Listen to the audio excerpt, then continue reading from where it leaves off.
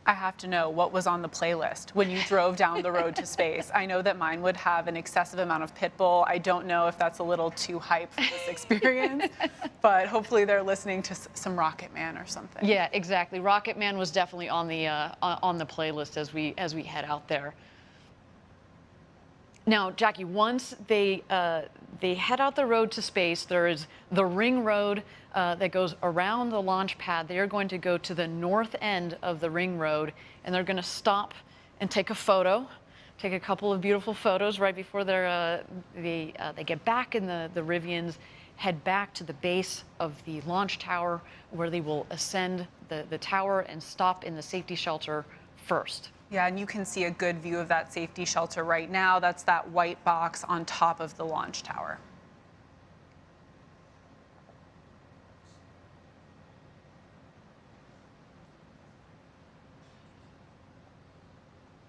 You can tell that pensive look. They're all taking in the moment as they should. I can only imagine being in that. I see all smiles from astronaut powers, so that's very exciting.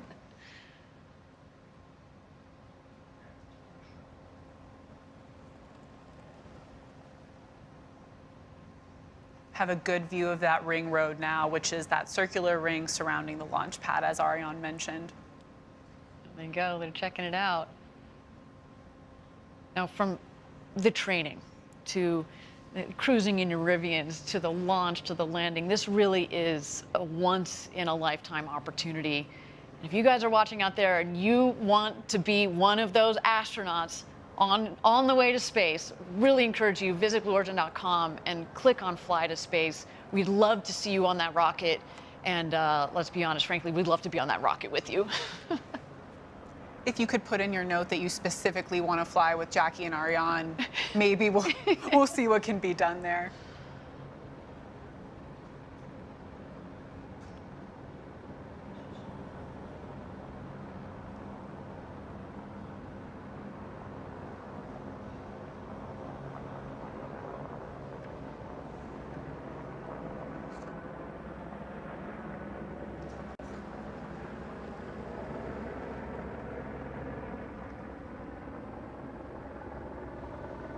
The astronauts are getting out of their Rivian, getting those smiles ready for that ring road crew photo.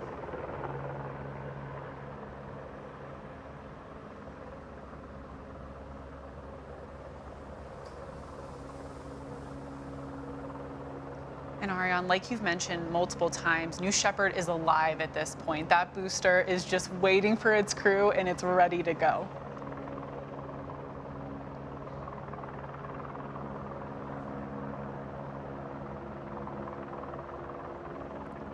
On the right of this shot, you do see Sarah Knights, our crew member 7. She's going to accompany the crew up to the tower and make sure they're situated in the capsule in just a little bit here.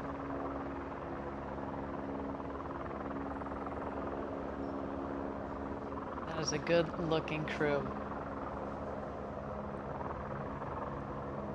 In fact, while we got a moment here, they're going to get back into their Rivians. Why don't we get to know Sarah Knights and our Capcom Kevin Sprague just a little bit better? We've got a wonderful video to introduce them to you.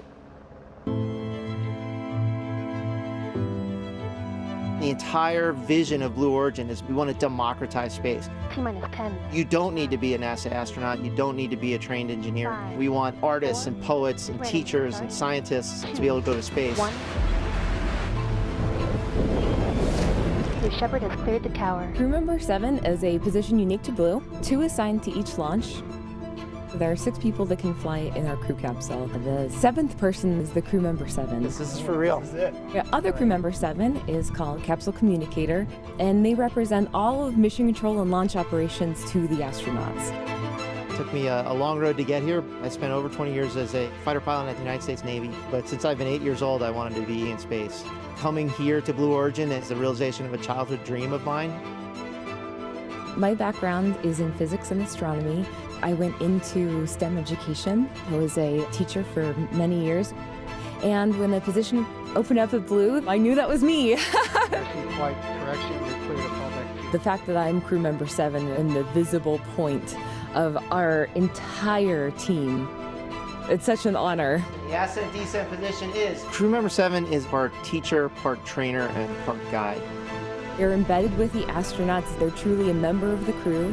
They're going to live with you at the astronaut village. They're going to conduct all of your astronaut training. Spaceflight is complicated, but our astronauts that fly with us will not need to have a complicated view of what's happening.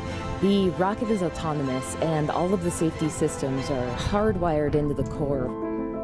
On launch day, crew member 7 is actually going to walk you up the tower, put you in your seat in the capsule, close the hatch. Capsule Capcom. The Capcom will then take over as the astronauts take their journey to space. And then as soon as they land, crew member 7 will be there to help open the hatch and whisk them away to the celebrations. Our astronauts are one part of a very historic journey. We're trying to build the infrastructure to get millions of people living and working in space. So the people who come here will truly be helping us take that first step.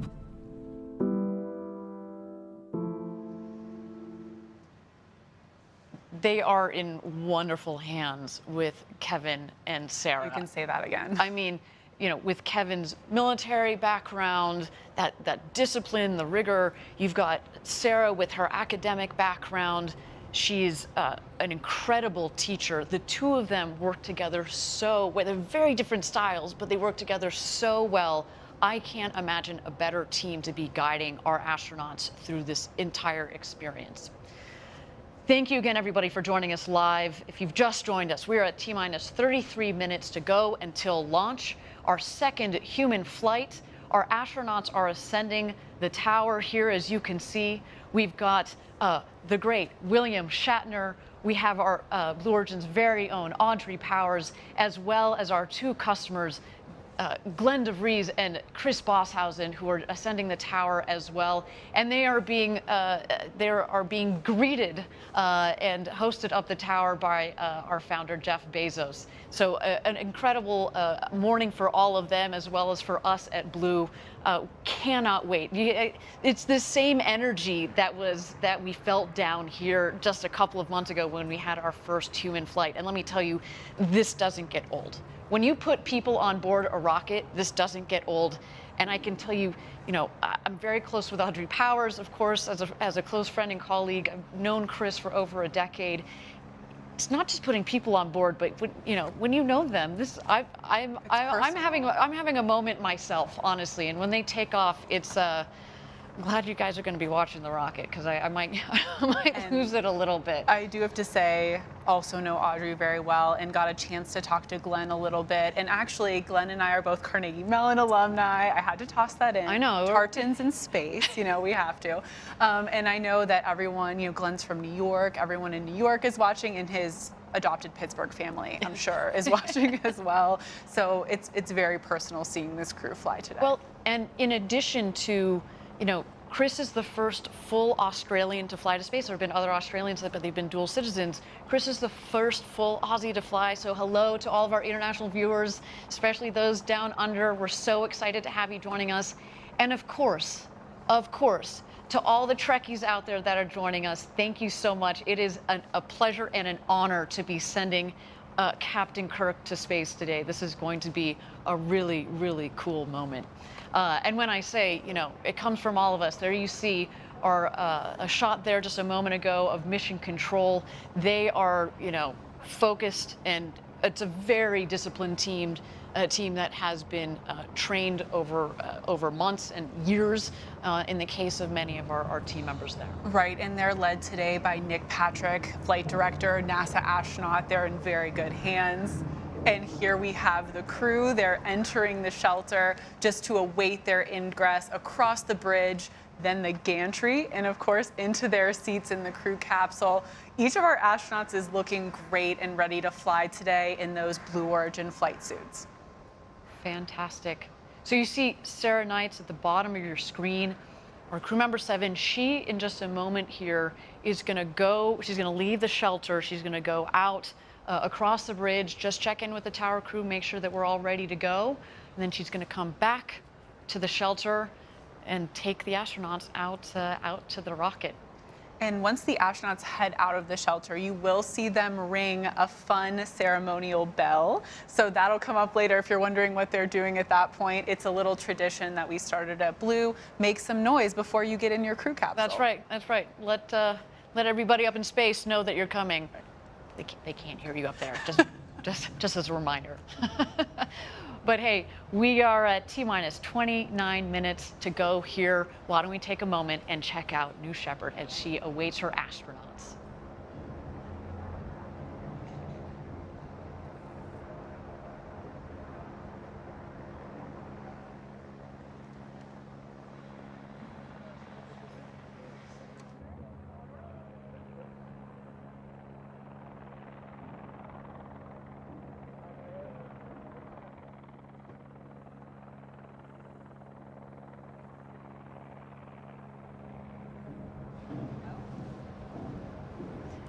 And here they go. There's Glenn DeVries, Chris Bosshausen, William Shatner, and Audrey Powers. And today's special crew member 8, Jeff Bezos, and crew member 7, Sarah Knights.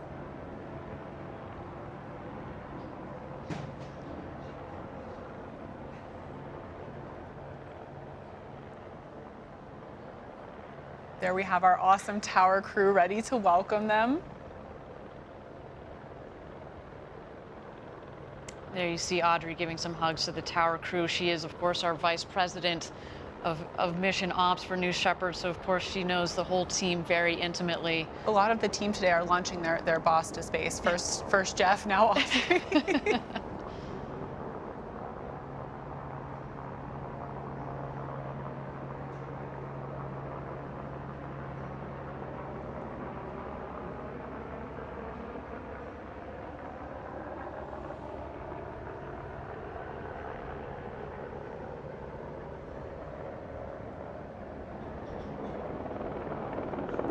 And there goes Glenn.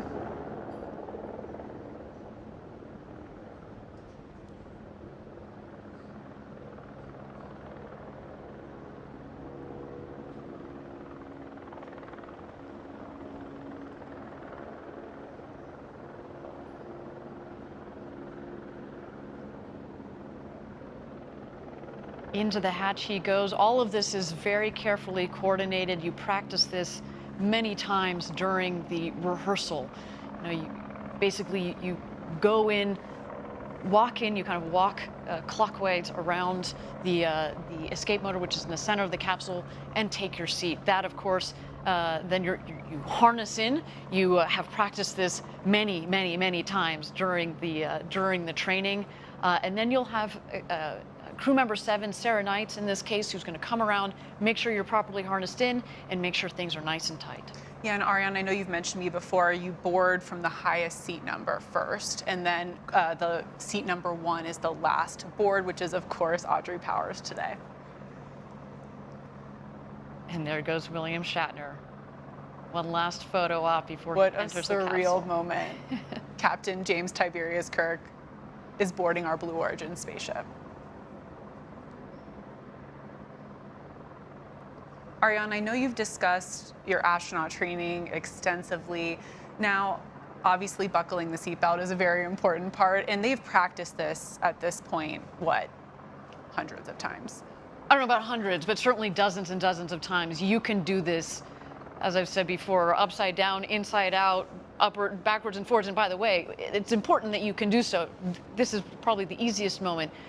A little bit more complex is, of course, when you're getting back into your seat after you've been up there at 0G to get the harness, to get into the harness, and then, of course, buckle it properly. But again, under the guide of Sarah Knights, they know how to do this. I was actually asking them earlier, who is the fastest at it, and they said, of course, Audrey Powers was, because she's done this even more than they have, so she had kind of a leg up on them. There is Chris Bosshausen in the window on the left, and there goes Sarah Knights, our crew member 7, into the capsule to do last-minute harness and safety checks on the astronaut. There is Audrey on the left.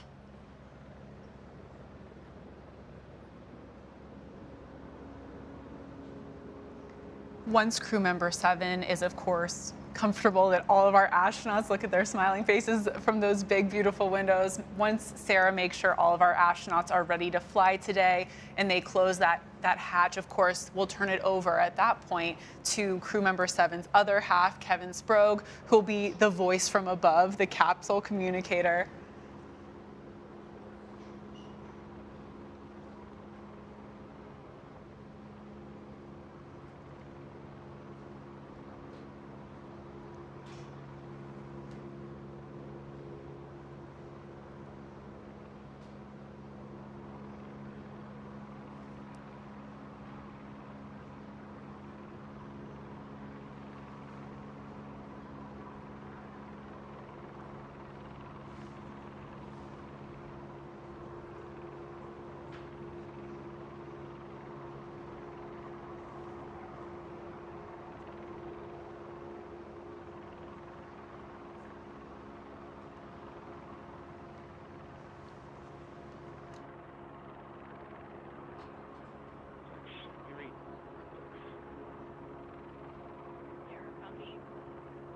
Blue Control has first step, loud and clear.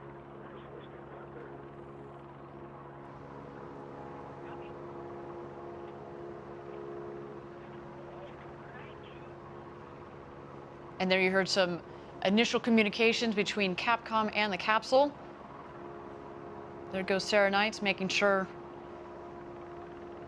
the harness is nice and tight. We see just in the corner there the hands of Glenn DeVries.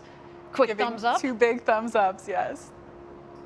I had the chance to chat with him just a little bit the other night, and it was wonderful. I said, you know, Glenn, what do you think you're going to think about once you're harnessed in? And he said, as much as I've been dreaming about going to space since I was a little kid, until you are up on top of that rocket, harnessed in, he's like, there's only so much mental preview of it that you can actually get. He said, he almost just pulled a blank. He said, I don't know, but I cannot wait for that moment. Glenn, that moment has arrived. You and your 3 co-crewmates are about to go to space and back. I hope you are taking every mental note there is. And I loved one thing from that interview that Chris and Glenn, our customers, both actually said when they told their family and friends that they're going to go to space on New Shepard. There was pretty much a universal, well, finally. It's about time. It's about time. You've been talking about this pretty much since birth, so we're really happy to hear that this day is finally here for Chris and Glenn, and of course, Audrey and Captain Kirk. Glenn even said, he's like, you know what? I haven't heard from a couple of friends since kindergarten, and they've reached out to me and they said, yeah, you were talking about this when you were 5. Can you imagine? I think Glenn mentioned one of his special guests is his middle school classmate who had to be here to see this day finally happen.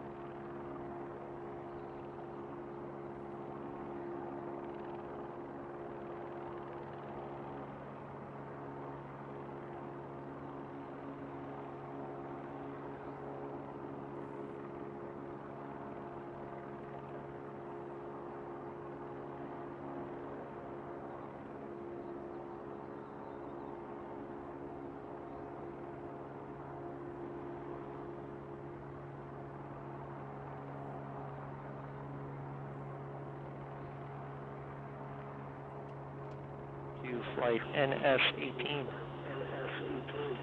Looking for a comm check. Astronaut Powers, how do you read? Blue Control, Astronaut Powers, I've got you loud and clear to the space speaker. Astronaut Lemley, how do you read? Astronaut Lemley, how do you read? Lemley, A-OK. Astronaut Crispy, how do you read? Astronaut Crispy, how do you read? Astronaut Crispy, read you loud and clear. Ready for launch. Astronaut DeVries, how do you read? Astronaut DeVries, how do you read? Read loud and clear. All right, Blue Control, I've got all astronauts loud and clear. We are at T-minus 19 minutes and counting. I will keep you updated on the count as we go. For now, sit back and relax. You're going to see Jeff in just a moment. And there they are. You got it there. The welcome from Capcom, Kevin Sprague. All 4 astronauts in their seats, clear communications. You heard Astronaut Powers, Astronaut Lemley. That is the call sign for William Shatner, Captain Kirk there, a reference to his children, to his family. Then, of course, Astronaut Crispy. He also is a DJ on the side, DJ Crispy.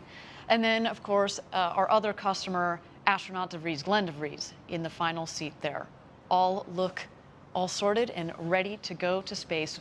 Again, if you're joining us live, we're at T-minus 18 minutes to go until launch, our second human flight of New Shepard.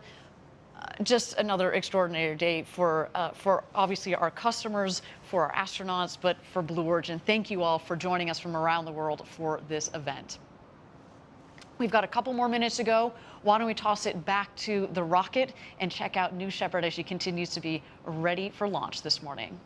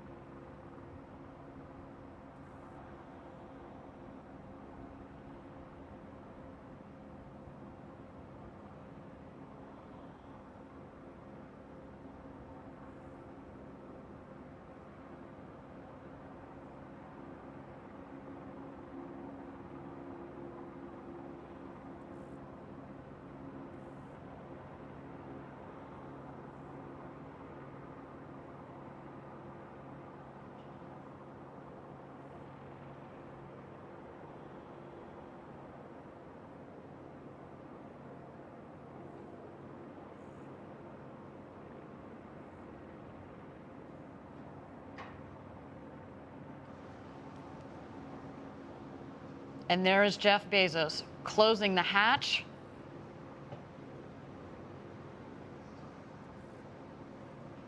Jeff, of course, now an experienced space traveler himself. I'm sure he imparted some wise words for our astronauts. Of course, he and his co-astronauts on his first flight had a ball up in space, and maybe he gave them a couple of tips on how to toss the Skittles just right. It's all in the wrist. It's all in the wrist. I'm still surprised he got out of the RSS first step. Yes, yes, it's true. We do indeed only have 4 astronauts in there today. I know he had such a good time. That was a question, but no. So there you see him crossing the bridge. Our tower crew doing some final checks on the capsule. The capsule hatch actually has a redundant system in it, so it is closed. They're going to do a pressure test, make sure the seals are all working correctly. And this vehicle, what's really nice about it, obviously they've got their sweet flight suits, right? Because you got to feel like an astronaut when you go up into space. But at the same time, though, it's a pressurized vehicle, so it's a shirt sleeve environment. They don't necessarily need that. What they also don't need is a helmet, because we wanted our customers to get this full unencumbered experience and to be able to appreciate the view and the sounds, or the lack thereof, that is, of space once you're up in space. And so, again, Everything about this capsule has been designed for the human spaceflight experience. All right, we are at T-minus 15 minutes to go here. We are in a brief hold. Our 4 astronauts are in the capsule and ready to go.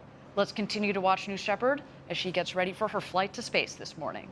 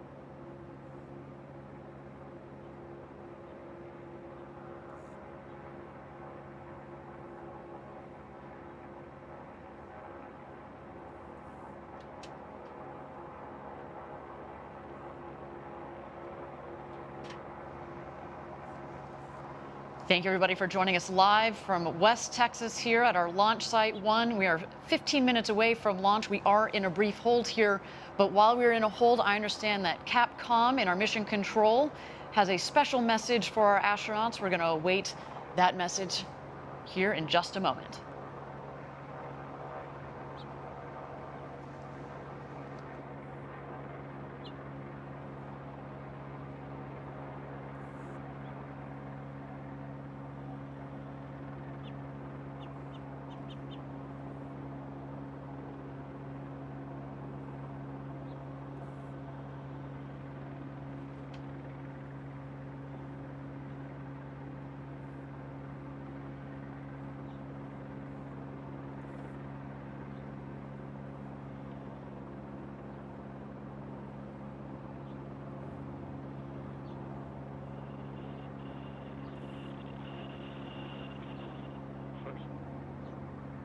I've got a surprise for you today. We asked our NS-16 crew to send messages to you before your flight. So I'm going to read those to you right now. New Shepard astronaut Oliver Damon says, "Dear NS-18 travelers, you have probably been playing this moment over and over in thoughts and also quite often in real life in the case of Mr. Shatner. But now the moment is there, the moment you're really going to space, and I can assure you that it will be better than your best imagination. No day passes by that we don't look back on this journey without having a smile from ear to ear. Have a safe flight and enjoy. Greetings from your youngest predecessor, Oliver Damon." Oliver Damon. From the last flight. Oh. You got the kid? The young guy, yep. Astronaut, New Shepard astronaut Wally Funk says, "I hope this flight will be the most fantastic experience of your life as it was mine. Take time to enjoy every aspect of this journey, from liftoff to touchdown. Jeff has done a magnificent job of ensuring the smoothest, most memorable ride, and Kevin and Sarah are top-notch instructors. Becoming part of the Blue Origin family is an honor like none other I have received. Together, let's cross new boundaries and set new records.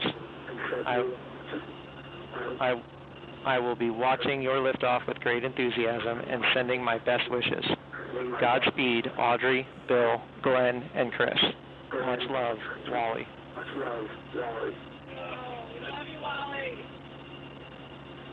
New Shepard astronaut Demo, whose real name is Mark Bezos, has this to say. You lucky bastards. It was only 10 weeks ago that I was sitting where you are, watching the countdown clock, full of anticipation and excitement. Eager to feel the rumble of liftoff and the majesty of weightlessness. The depth of my desire to fly again is hard to express, so allow me to quote from the classic of the Great American Songbook, Mr. Spaceman, with lyrics by William Shatner. Hey, Mr. Spaceman, won't you please take me along? I won't do anything wrong. Hey, Mr. Spaceman, won't you please take me along for a ride? Godspeed, New Shepard. I can't wait to hear your stories. Mark.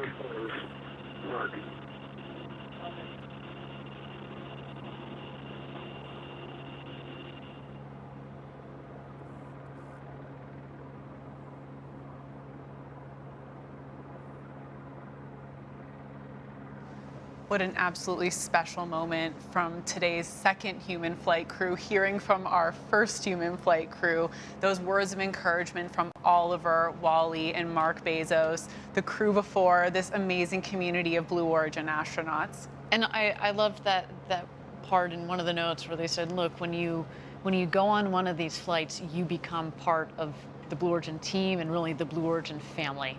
And that is really, how we think about every single astronaut on that vehicle today. You're very special to us. You are going to have the flight, the ride of a lifetime. You are living our own dreams through you guys, so soak it in. Now, we are at T-minus 15 minutes to go until launch. We are in a hold here, but as we have a moment, and as we tick down to launch, why don't we get to know the man that many of you are here to see, William Shatner. I'm going up into space. I don't know how many people can say that. It's life-changing in its way. Not because of the aerial adventure, but because of the people I'm meeting and talking with. I'm glad to be here. Jeff Bezos' concept to make living and building in space and to make pollution a thing of the past. I mean, what noble ambitions those are, and somebody has to start it. Lines upright. Yep. We're just at the beginning, but how miraculous that beginning is, and how extraordinary it is to be part of that beginning. There is this mystique of being in space and that much closer to the stars and being weightless. I shall be entranced by the view of space. I want to look at that orb and appreciate its beauty and its tenacity is sustaining this life of ours, which allows us to look with awe and wonder at the miracle of space. There is an adventure in my life that I would not have had I not done this. And it looks like there's a great deal of curiosity about this fictional character, Captain Kirk, going into space. So let's go along with it and enjoy the ride.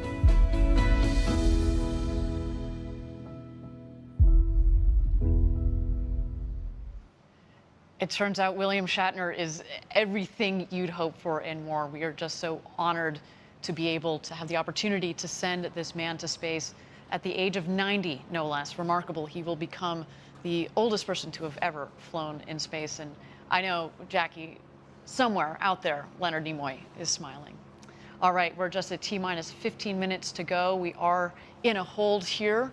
Why don't we send it back to the pad, continue to watch New Shepard as she readies for her flight to space today.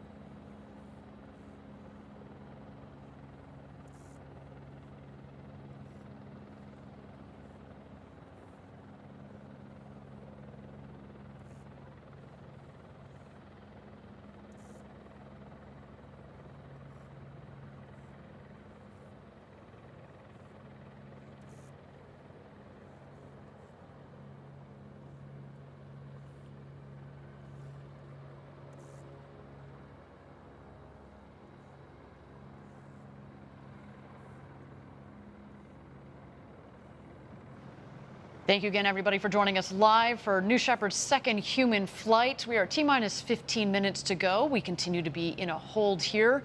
But as you can see there, the tower crew has descended the stairs of the tower. They have gotten back in their vehicles, and they are headed back to mission control. That indeed is a wonderful sign that we looked forward towards this launch this morning. The weather looks good, as you can see here. We are continuing to make sure that the rest of our teams are aligned, though. And again, if we need to take a couple of minutes as we prepare for this rocket launch, that is quite all right. We have talked about it extensively, Jackie, at the beginning of this show. Safety is number one. We want to make sure that everybody in that mission control, as well as on top of that rocket, is ready for flight today. And with that, everybody, we have cleared the hold. We are at T-minus 15 minutes to go. Now 14 minutes and 50 seconds.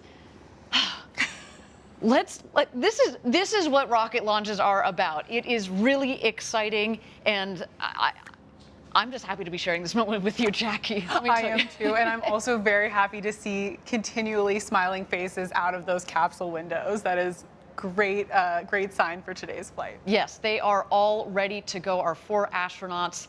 Why don't we take a moment, Jackie, and talk through the flight profile for today's launch? That'd be great. So as you can see here in the flight profile, the New Shepard will lift off from Launch Site 1 here outside of Van Horn, Texas.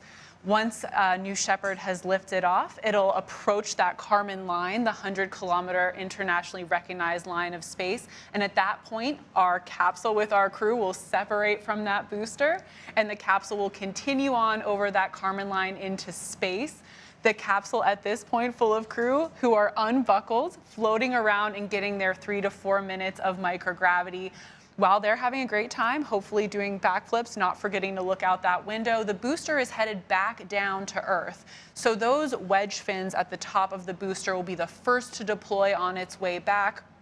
And then as the booster continues down, we will put out those drag brakes. The booster is coming down hot at this point, very fast. Those drag brakes will significantly slow it down. As we approach the landing pad, that BE-3 engine will relight. It will hover, which we often are asked if that's CGI. It is real, that hover.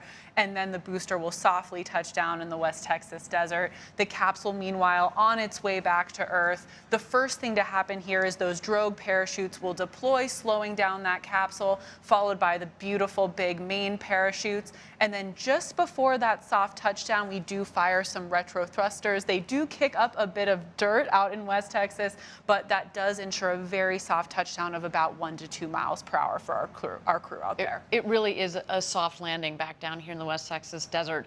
And as a reminder, this is the standard flight profile. We are now in full customer operations, but we have tested this flight profile and vetted it across several flights over the last several years. We had 15 consecutive flights, remember, before we decided to put people on board. We wanted to make sure that we understood not just the vehicle in nominal conditions, but to really push the envelope and stretch the vehicle to make sure that it was a robust vehicle for our customers. And of course, you heard about how we think about safety and development throughout the culture, but also in the operations, manufacturing, et cetera, from Andrew Lake, who joined us on the show a little bit earlier. All right, with that, we are at T-minus 11 minutes and 50 seconds to go until launch. Our 4 astronauts are in the capsule, harnessed in. We see Audrey Powers on the left. You can't quite see it, but going clockwise, we have William Shatner, then Chris Bosshausen, and Glenn DeVries in the capsule, all ready to go for launch as we tick down here. Let's take a moment, continue to gaze at our beautiful rocket as she prepares for flight this morning.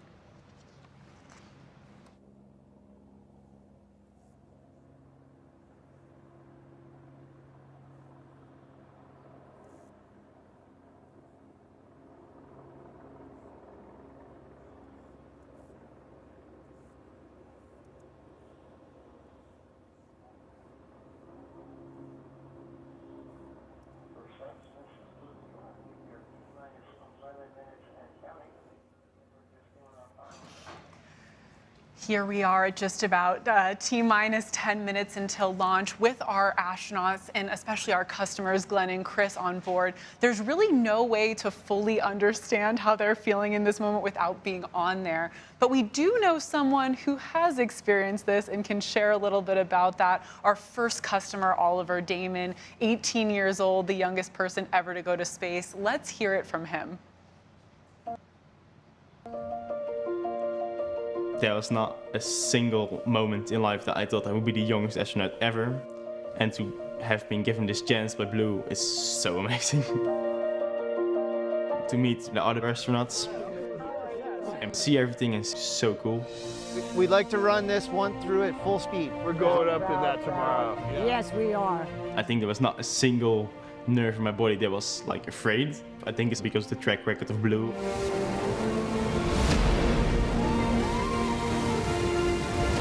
The launch and the power of the G's, like you're going up to the sky. Oh, wow. And of course the weightlessness. Oh, wow, God. Pretty cool. What I've just been through, I've been dreaming about all my life. Let's hope that many, many more people can do this. Because this experience you should share with more and more people. It's so amazing.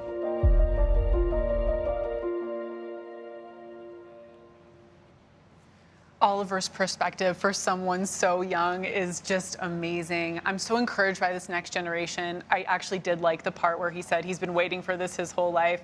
He's substantially younger than me, so I'm still a little bit jealous of Oliver. We're at T-minus 9 minutes until our second human launch, awaiting the go, no-go poll. Channel 1 and UHF for the go poll for terminal count and launch. Capsule. Go. Booster. Go. Ground. Go. Safety. Go. Capcom. Go. Engineering. Go. This is the flight director on Channel 1 and UHF voice. Booster commence the terminal count. Copy flight. I guess that's it, huh? We're going. As you heard it, we are go for launch. Go for second human flight. I am so excited for this crew. Now, earlier this week, I sat with them to discuss rockets and space and the future. Let's get to know our crew a little bit better.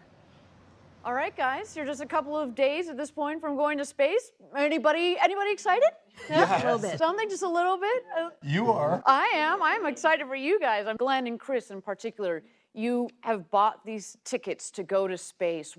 Why? Yeah, the ticket is for the view. The ticket is to really get that understanding of what it's like to see Earth from that perspective and feel like we're part of this tiny little planet and this little civilization that frankly has a lot of work to do to make Earth work better, to make it more sustainable. And I want to carry that feeling that we're going to get from that view back down with me and hopefully turn that into making the world a better place. And frankly, I think being able to do that is something that can not just be great for those of us who have the privilege of being able to do this now, but will fuel this industry that will allow us to have as many people as possible on the planet see that, and everybody benefit from the things that are going to come out of space and space technology. Yeah, I mean, this is, for me, for personally a lifelong dream, but I realized that, space is opening up for everyone.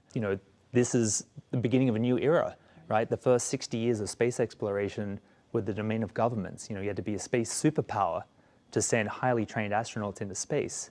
And Glenn and I are just regular citizens flying up. It's amazing that this is happening. I think in about 60 years, we'll look back at this year and go, this is the year the doors finally open for the human race to go to space. Fantastic. And Audrey, we both have talked about going to space for such a long time. What do you want to do with this experience? Well, inspire I others? can't wait to get back to everybody at Blue and have them pepper me with questions. The folks who have designed this vehicle and tested this vehicle and just haven't asked me everything they want to know about what it's like when you're up there. And my nieces are coming to watch this, and they're teenagers, young kids now, and they're just absolutely mesmerized by this kind of stuff. My friends' kids are all, their Girl Scout troops are calling, and so I can't wait to talk to all them. Fabulous. And Bill, we'll end with you. You have inspired so many for so many generations. For for the kids and the young people that are going to be watching this launch and who might want to be space explorers one day, do you have any words for them? Well, seriously, the truth of the matter is this whole Blue Origin thing is based on the idea of building industry above the Earth and taking that pollution out of this planet, out of the immediate planet, and putting it up there. That's got to be the future of the Earth, and the Earth is dependent on that and the youth. So the two work hand in hand, and so it's very important that the young people of today know that that up there is the future, and to work towards that for the improvement of the Earth. Fabulous. Well, thank you all for coming on this journey with us as Blue Origin, but thank you for inspiring others, and also as we go forward coming out of this, continuing this inspiration. So thanks, guys. Good luck. Godspeed. Wow, well, some great perspectives from a crew that's clearly more than ready to fly to space today. Well, we are just under T-minus 5 minutes until liftoff, so things are getting real. Things are getting really real. And what I really loved about that video is this crew gets it, right? Every single person on that rocket gets it, how important going to space is, of course, for the ability to have that incredible view and the incredible experience of being in zero G, but also to inspire others and understanding what the road to space is about and why we're trying to ultimately have millions of people living and working in space to make life better back here on Earth. And a big thing they all talked about that is truly so special is, everyone wants to know how those 3 minutes were in space, but they're excited about what comes after, and I think that's just something really, really special about this crew. Their focus on, like you said, inspiring others after this flight, long after this flight is over. Exactly. All right, so again, T-minus 3 minutes and 50 seconds to go until launch. What's coming up shortly here? So at T-minus 2 minutes, we send the show over to New Shepard. She's a fully autonomous vehicle, which means that from T-minus 2 minutes through launch up to apogee and back down to landing, the rocket is in control of itself. Of course, we have an incredible team in our Mission Control Center that have their eyes glued on their screens to make sure that everything is going well and is within bounds. But we built the rocket to be autonomous for safety. Again, we think that while we've got some pretty smart people in that mission control, the rocket is in fact quicker and faster at controlling itself. So what we're going to see here shortly, the rocket is going to go through what we call the bit checks, the built-in tests. At the base of the rocket, you see 3 of the 4 fins down there. Those are the aft fins. Those are going to move back and forth. We want to make sure that they've got full freedom of movement. Also, what you're going to see at the base of the rocket, you can kind of see, it's a little hard in this image, you're going to see the engine nozzle gimbal. The engine moves back and forth. It also helps with the directional capability of the rocket on ascent, but also especially on descent as it comes in to land on the landing pad just 2 miles north of where it's taken off from. And then, of course, you've seen throughout the morning the rocket venting. It's full of propellant at this point, but we want to make sure that we keep the propellant tanks within bounds, of course, of pressure and temperature. This morning, a little bit easier to do that versus our last flight, which was in the middle of July. It was warmer. It's actually a nice balmy morning here down in West Texas. But again, we've got our team who have their eyes on their computer screens, making sure that everything is within bounds. And there goes the gantry retracting at T-minus 2 minutes. Let's listen in.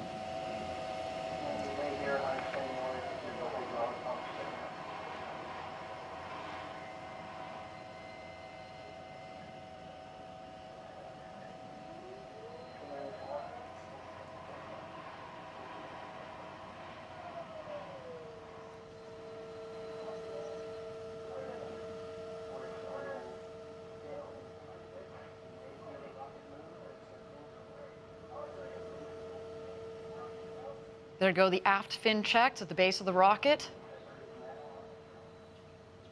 Our astronauts can feel that. They are sitting at the top of a 60-foot rocket, about 20 meters tall.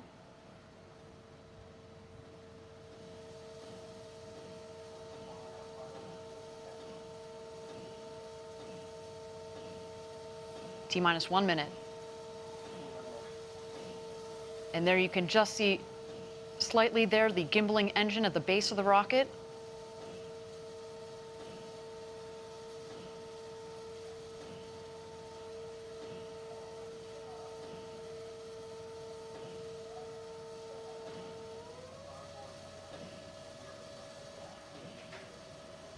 All right, everybody. Chris Bosshausen, Glenn DeVries, Audrey Powers, and William Shatner are about to go where very few humans have gone before. Ladies and gentlemen, it's time to launch this rocket. Godspeed, New Shepard.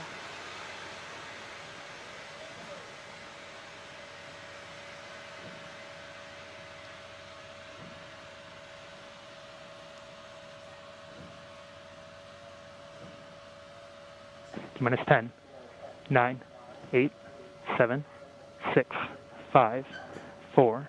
Command engine start. 2, 1.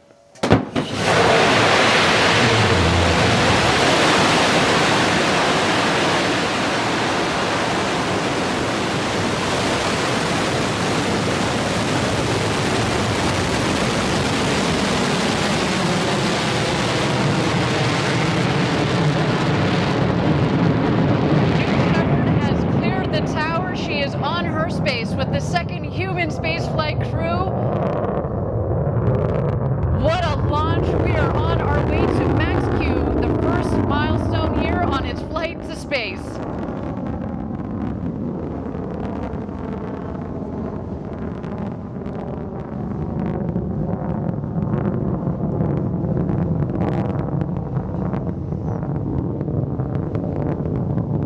You can follow along, obviously, with the altimeter at the base of the screen, as well as the speedometer. They are gaining speed on their climb to space. We have confirmed max Q. This is when the aerodynamic stresses on the vehicle were at their maximum.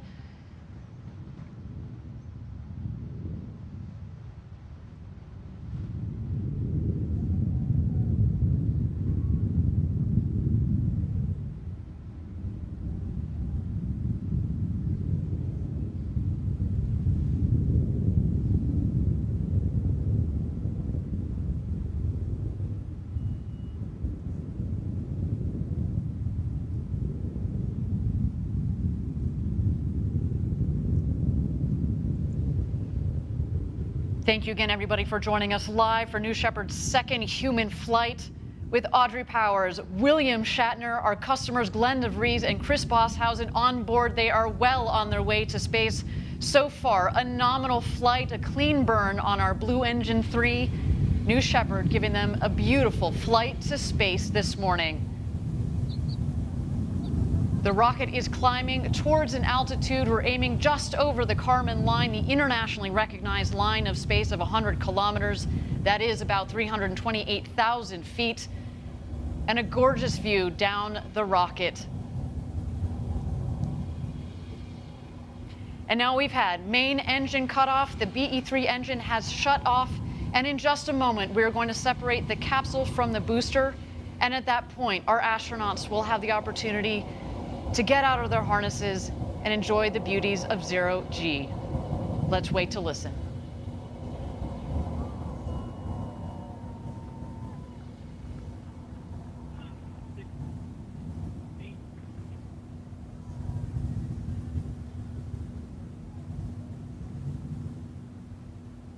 And there you can see a clean separation between the capsule and the booster.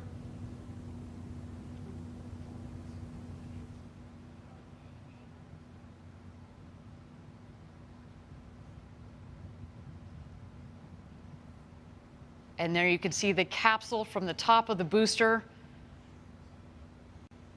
They are continuing their ascent over the Kármán line. You'll know when they hit apogee, when the speed hits 0.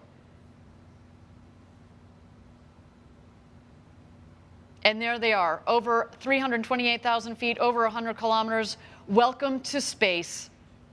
The newest astronauts on board our crew capsule.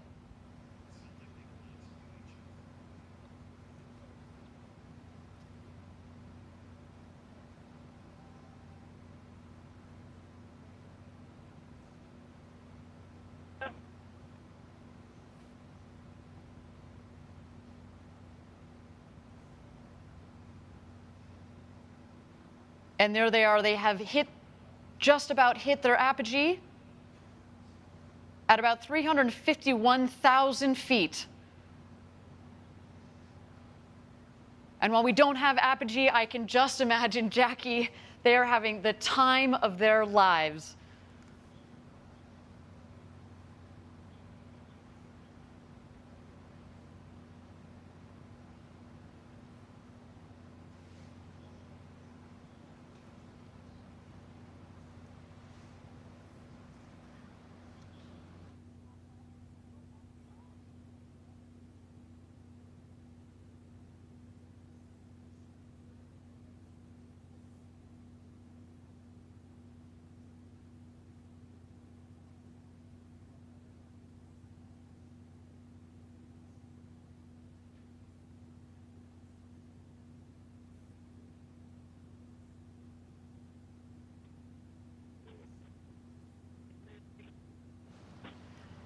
Thank you again, everybody, for joining us live from West Texas. So far, a nominal flight for our second human crew.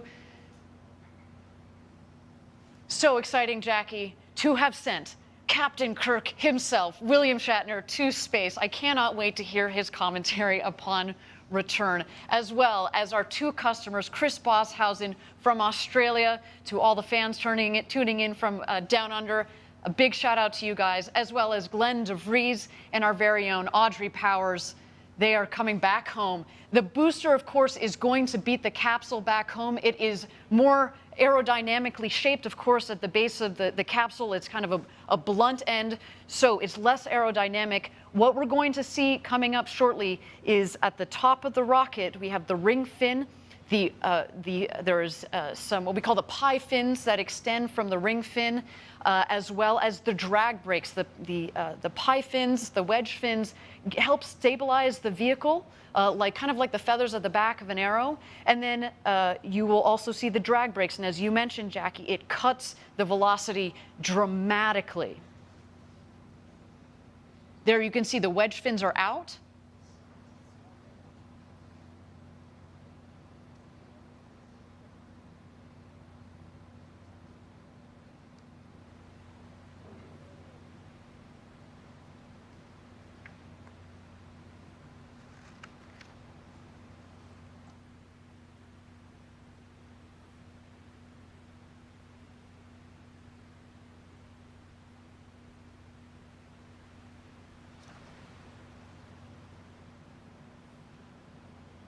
Here we see the descent. We are going to expect the BE-3 engine to relight just at about 3,600 feet or about 1,200 meters above ground level. Let's wait for that now. The drag brakes have deployed. And here we come, New Shepard.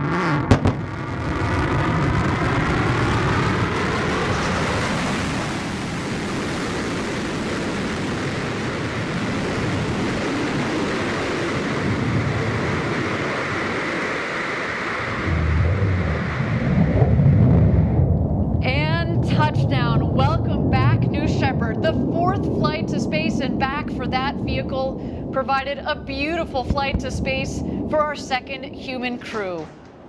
Wow, that gets me every time we do this live down here in Texas. The sonic boom is so cool. Drag brakes are folding back in, as have the wedge fins. Just looks like you could fuel her up and go again. What do you think, Jackie? And even when you know to expect the sonic boom, it still catches you off guard every time. Talk about a rumble. A beautiful sight of our New Shepard rocket there in the West Texas desert. But of course, the show is not over. The capsule is descending. We are waiting for first the drogue chutes to deploy. Those are very much like the guide parachutes. They will subsequently be followed by the main parachutes that will first reef and then fully inflate. And there go the drogue parachutes.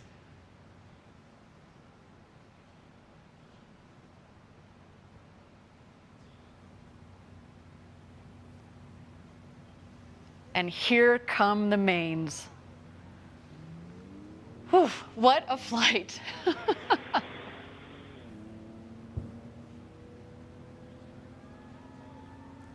You can already start to hear the cheers from outside our stage here in West Texas.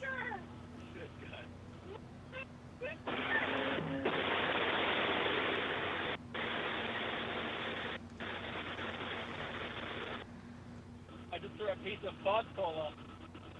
Actually, there's a lot. Look out your window, Audrey. Oh, yeah, I see it. What? I can't see the booster. Where is it? Oh, it's on the cover. It's going to rotate. I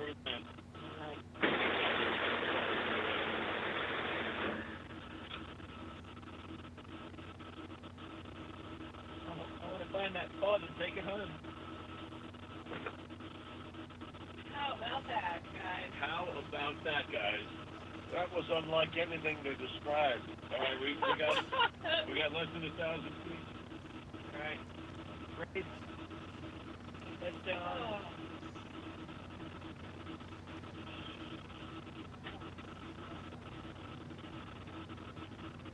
And here comes our crew back into the desert.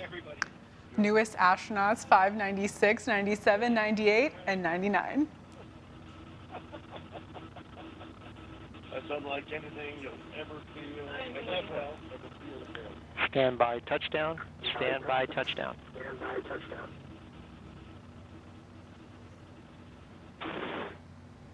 And capsule touchdown. Welcome back. The newest astronauts, Audrey Powers, William Shatner, our customers, Glenn DeVries and Chris Boshausen. What a day for you. Welcome back. I cannot wait to talk to them, Jackie, and just get what they experienced up there this morning. What a clean and beautiful flight from the rocket for our astronauts. What an absolutely stunning flight. And I also loved hearing that audio of them on their way back about how this experience was for them. And I can't wait to hear their stories. Well, you heard William Shatner say, this is like nothing I've ever experienced before. So coming from a man who in theory has experienced space who for has decades. gone warp speed and traveled the entire intergalactic universe. This was like nothing he's ever seen before. What a day for our astronauts. So now our team is preparing landing safety operations and recovery of our astronauts from the crew capsule. We'll be on the ground at the landing site to follow the action in just a bit, maybe even talk to the world's newest astronauts. Some absolutely breathtaking stuff. And I'll note that you're going to see our the recovery team show up very shortly because we actually send them out before the capsule has landed, because through our modeling, we get by now we're very, very good at analyzing where the capsule is going to come down, given where we know. Very precise on that landing. Exactly, where the winds are. And so we're going to see the recovery team come out there, and of course they will also be joined by some of their friends and family to watch as they emerge from the capsule. Let's check out these beautiful shots of our 4 astronauts there in the Texas desert after having gone up over the Kármán line and back.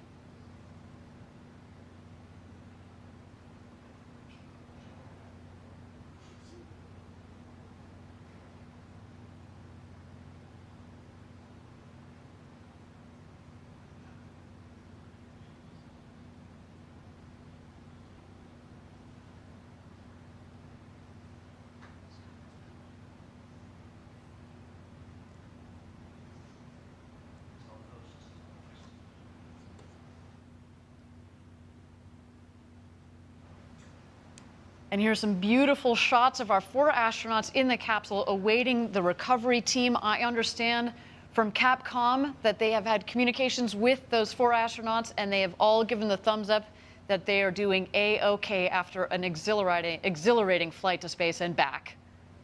Awaiting that recovery team in that champagne shower, which Yes. I'm now regretting that we don't have any champagne for ourselves, Ariane. That feels very unfair after this show. There's some waves from our astronauts there.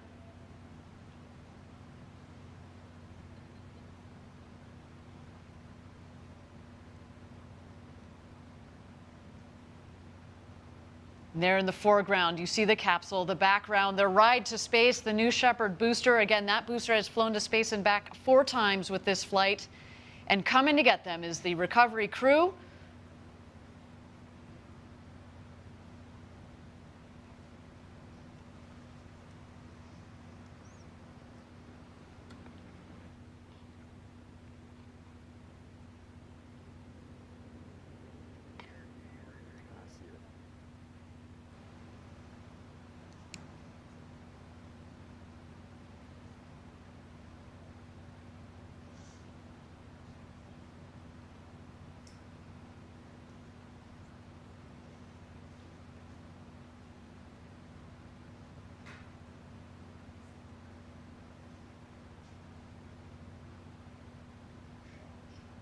And Jackie, you can see there, again, beautiful shots of the capsule. The parachutes actually have fallen pretty close to the capsule itself, meaning that there isn't a lot of ground wind out there.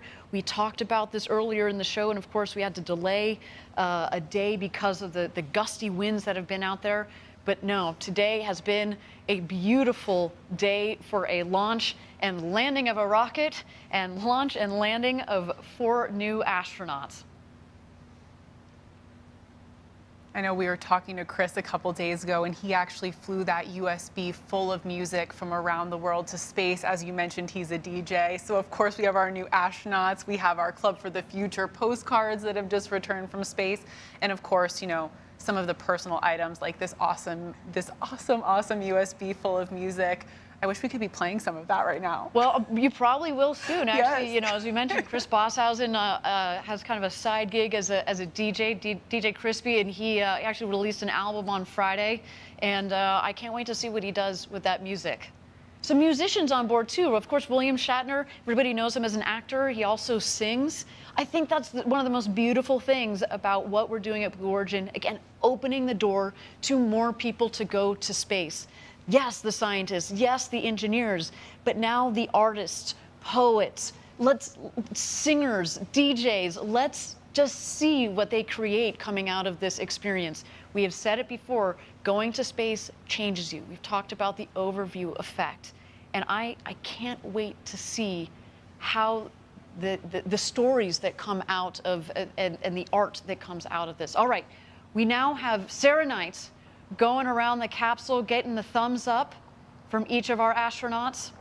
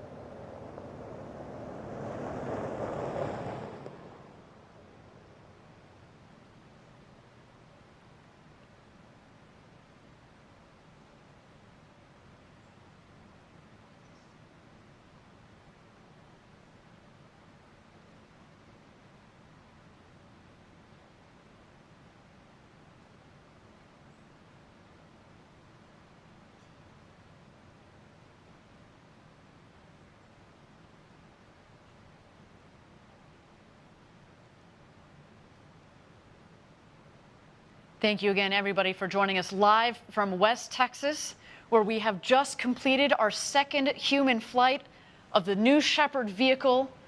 Our crew on board, the great William Shatner, now who has become the oldest person to have ever flown to space at the ripe age of 90 years old, our very own Audrey Powers, as well as our 2 customers, Glenn DeVries and Chris Bosshausen. Our recovery crew is out there and is about to open the hatch. There is our founder, Jeff Bezos, giving the big thumbs up.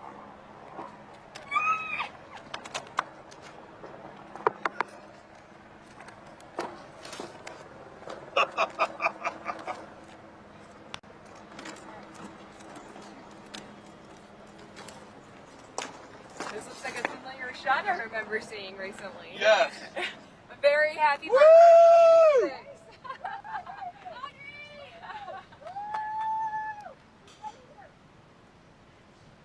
And here come their friends and family.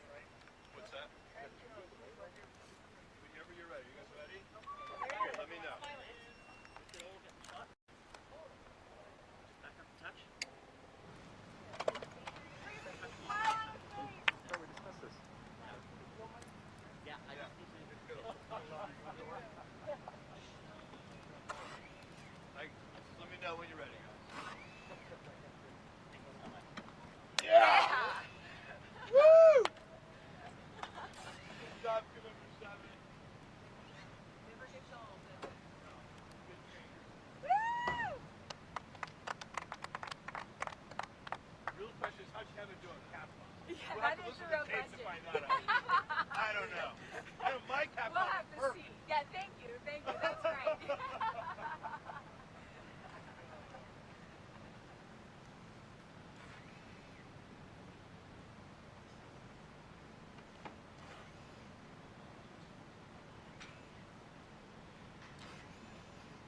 Up on the boom, guys.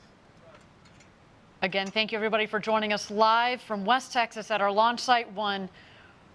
Our second human space flight crew has gone to space and back up over the Kármán line, just over 351,000 feet. We're awaiting Jeff Bezos, who is now opening the hatch. Yes.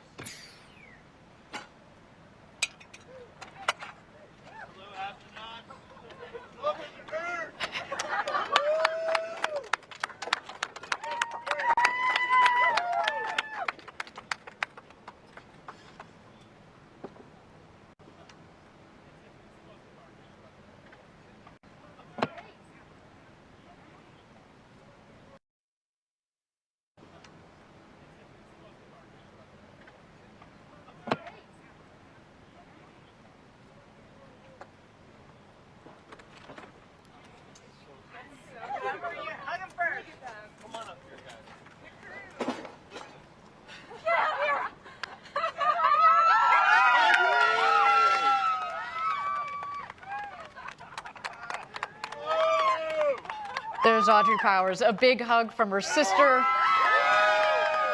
Captain Kirk himself, the great William Shatner.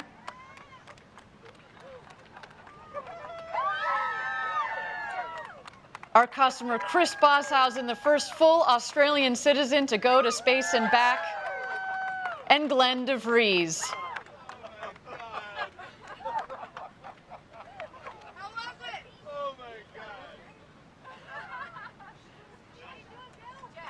Some big hugs from their loved ones. In a way, it's indescribable. In a way, it's indescribable. I love it. That's what I thought. You have to work on it. It's so hard to describe. You have to work on it because not only is it different than what you thought, it happens so quickly. You know what the impression I had that I never expected to have is you're shooting up and this new sky. Come here. I want one. I want to hear this. Here. You want a little of this? Okay.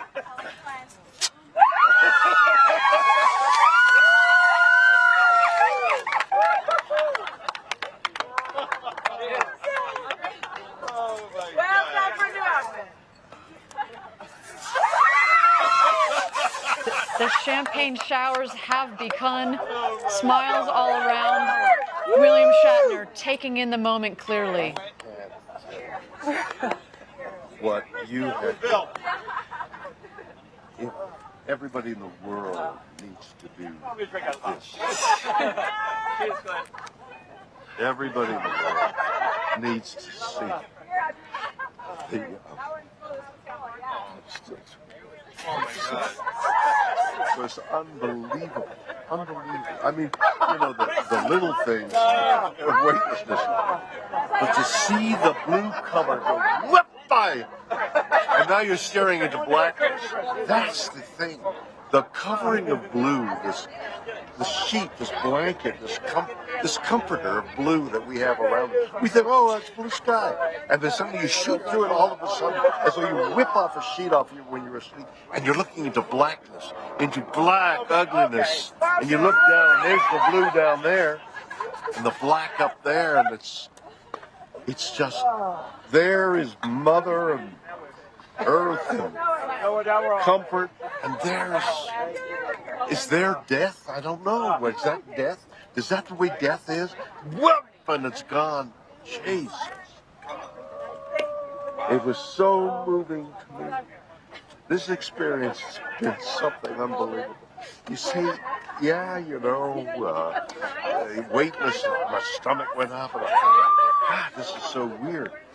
But not as weird as the covering of blue. This is what I never expected. Oh, it's one thing to say, oh, the sky and the thing and the fragile thing. It's all true. But what isn't true, what is unknown until you do it, is there's this pillow, there's this soft blue. Look at the beauty of that color. And it's so thin. And you're through it in an instant. It's how thick is it? We know. I mean, the atmosphere. Is it a mile? 2 miles? I mean, it depends on how you measure because it thins out, but maybe 50 miles. But you're going 2,000 miles an hour. So you're through 50 miles, whatever the mathematics Fast. are. Yeah, really it's fast. like a beat, and suddenly you're through the blue. And you're into black.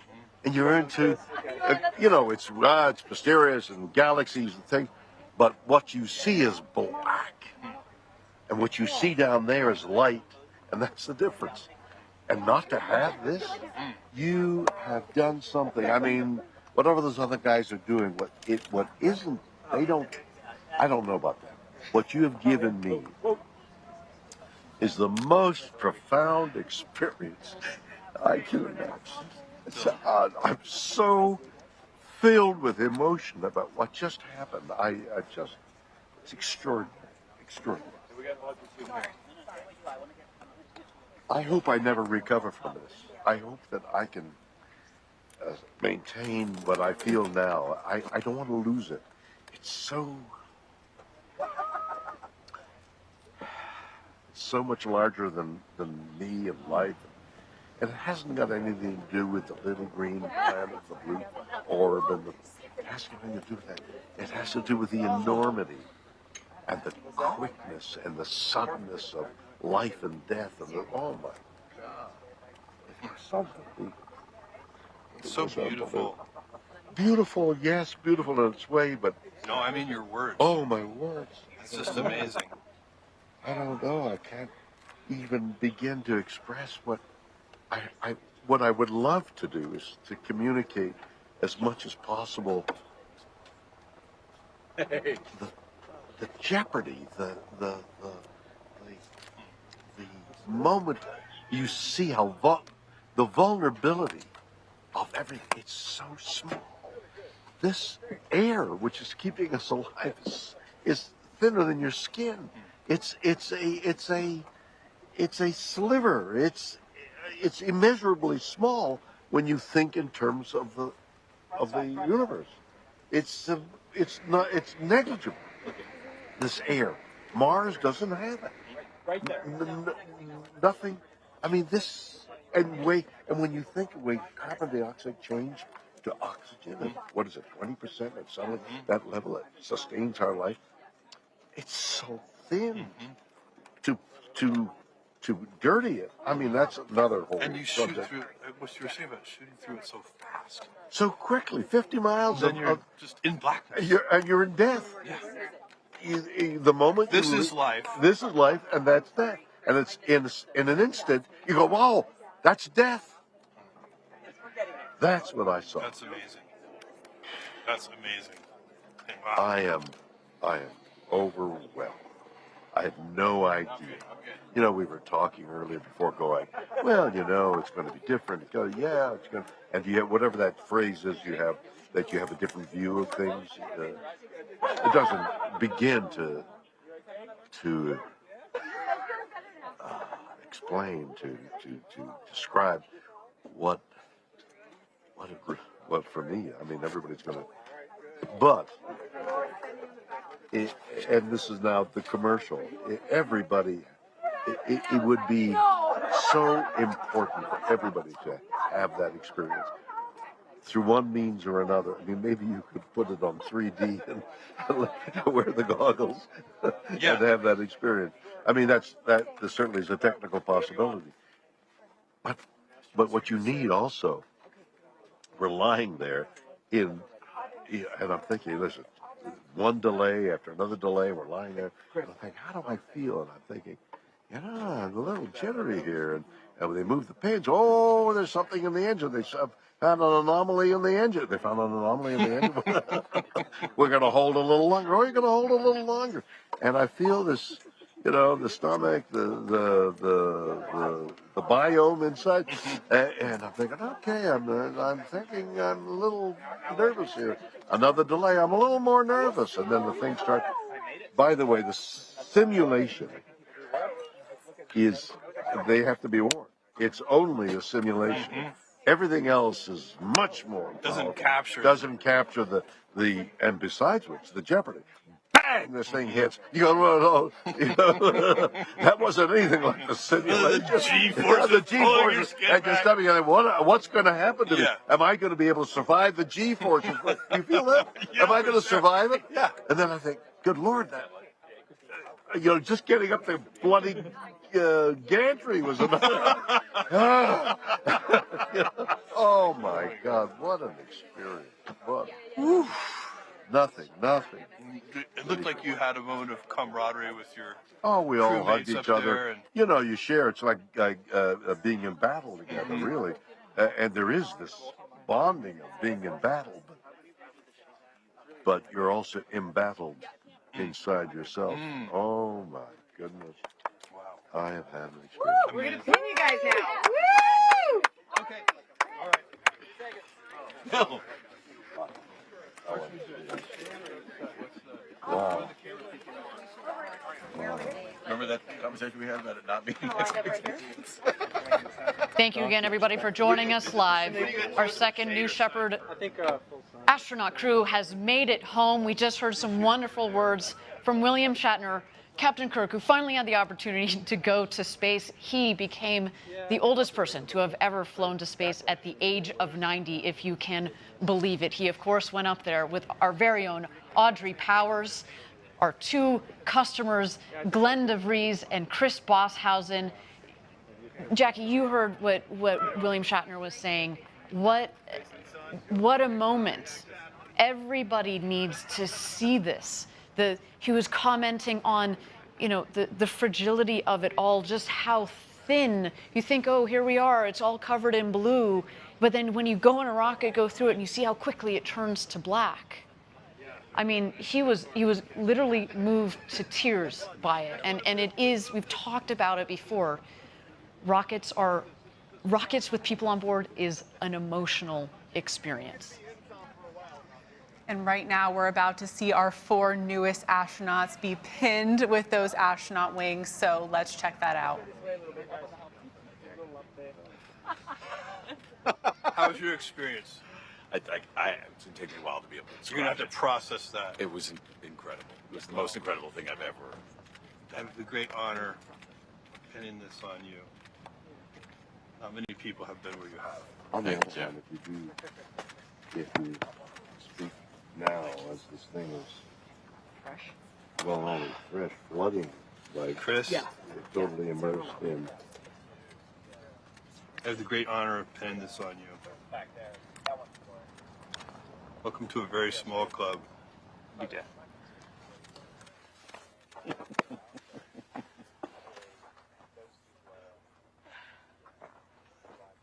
Bill, it's my real honor to pin this on you.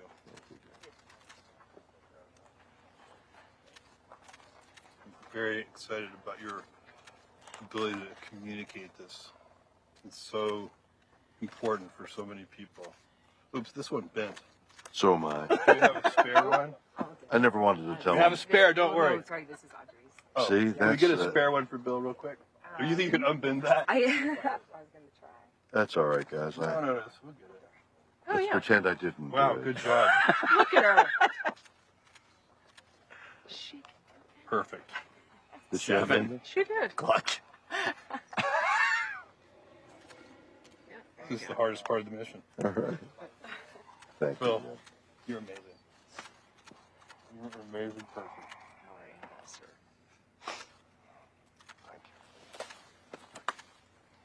Audrey, you are so deserving of this. Thank you.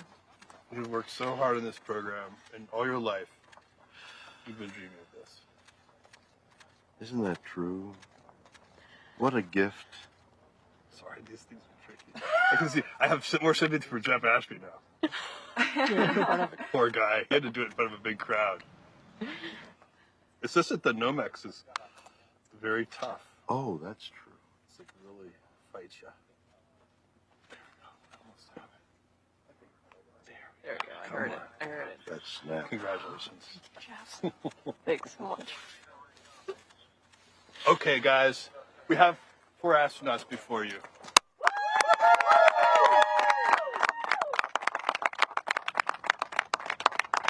That was absolutely amazing. As Jeff said, we've got 4 astronauts before you.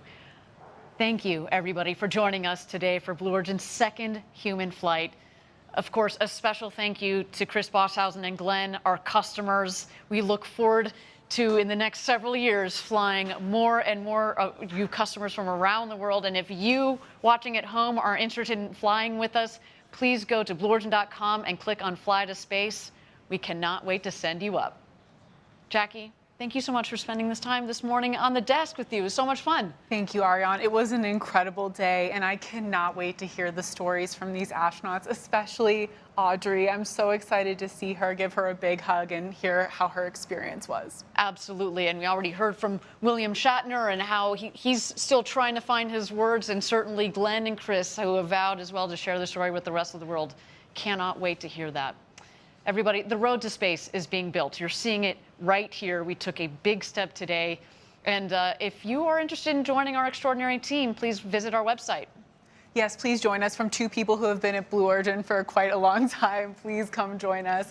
And if you'd like to commemorate the day Captain Kirk flew to space, we of course have mission patches. Here you see it on the screen, apparel and other collectible gear in the Blue Origin shop. Everybody, my name is Ariane Cornell. For Jackie Cortez and everybody here at Blue Origin, thank you for joining us. And until our next launch, Gradatum Ferociter.